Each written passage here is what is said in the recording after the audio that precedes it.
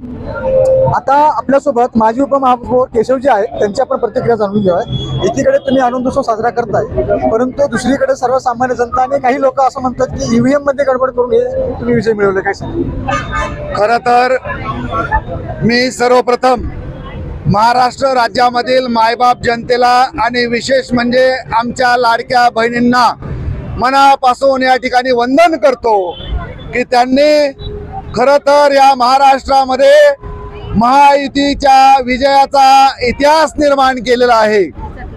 या देशामध्ये नरेंद्र मोदी साहेबांच्या नेतृत्वामध्ये, अमित शहा साहेब आणि नड्डा साहेब यांच्या नेतृत्वामध्ये राज्यामध्ये मुख्यमंत्री एकनाथजी शिंदे साहेब, आमचे नेते देवेंद्रजी फडणवीस साहेब आणि अजितदादा, त्याचबरोबर रामदासजी आठवले यांच्या माध्यमातून महायुतीला स्पष्ट बहुमत महाराष्ट्राने दिलेलं आहे। या मायबाप जनतेला मी वंदन करतो।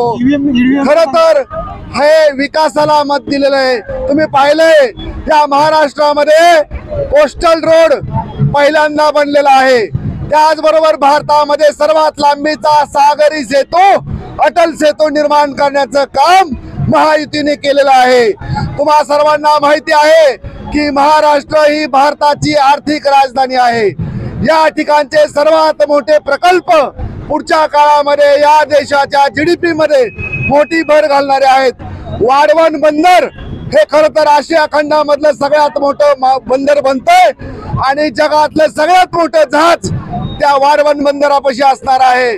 15% जास्त जीडीपी भारताला या महाराष्ट्रातल्या या एका बंदराने मिळणार आहे। आता देशाचा जीडीपी किती? आताचा जीडीपी आपण जर पाहिला तर जगामध्ये आपण 5व्या क्रमांकावर आहोत आणि 3ऱ्या क्रमांकावर लवकरच येणार आहोत। तुम्हा सर्वांना माहिती की महाराष्ट्र सरकार या 2.5 वर्षामध्ये एकनाथ शिंदे साहेब, देवेंद्र फडणवीस साहेब आणि अजितदादांच्या माध्यमातून 1 नंबर परकीय गुंतवणूक आपल्या महाराष्ट्रामध्ये आलेलं राज्य म्हणजे महाराष्ट्र राज्य आहे। आणि आम्हाला खात्री या महाराष्ट्रामधून ज्या पद्धतीने लाडक्या बहिणींनी जे स्पष्ट बहुमत दिलंय, इतिहास घडवलाय, त्यांना वंदन करतो। पुढच्या काळामध्ये महाराष्ट्रामध्ये सर्वात जास्त फॉरेन डायरेक्ट इन्व्हेस्टमेंट परकीय गुंतवणूक येणार आणि या महाराष्ट्रामधून प्रचंड मोठ्या प्रमाणात रोजगार निर्मिती उपलब्ध होणार आहे। या ठिकाणी आपण पाहतात स्मार्ट सिटीच्या माध्यमातून, त्याचबरोबर मेट्रोपॉलिटन सिटीच्या माध्यमातून पिंपरी-चिंचवड शहराचा विकास आंतरराष्ट्रीय स्तरावरचं शहर म्हणून आज निर्माण होतोय। तुम्ही सांगताय, परंतु आता संजय राऊतांची प्रतिक्रिया आहे की बॅलेट पेपरवरती निवडणुका घ्या। अहो, आता त्या संजय राऊतांना स्क्रॅप केलंय बाकीच्यांनी। तुम्ही पाहत आहात सकाळी 9 वाजता त्यांचा रेकॉर्ड सुरू होतो आणि तो दिवसभर चालत राहतो।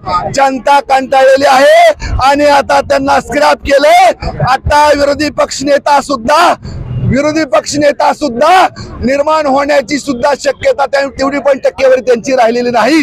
या जनतेला कळे की लबाड कोण बोलतंय, लबाड लांडगं ढोंग करतंय आणि हे जनतेला कळले आणि म्हणून जनतेने खऱ्या अर्थाने या लबाडांना त्यांच्या घरी बसवले आणि मोदी साहेबांच्या नेतृत्वामध्ये, देवेंद्र फडणवीस, एकनाथ शिंदे साहेब यांच्या नेतृत्वामध्ये या जनतेने महाराष्ट्राला पुन्हा भारतामध्ये नंबर 1 महाराष्ट्र कसा झाला पाहिजे ही ताकद द्यायचं काम माझ्या लाडक्या बहिणींनी आणि मायबाप जनतेने केली।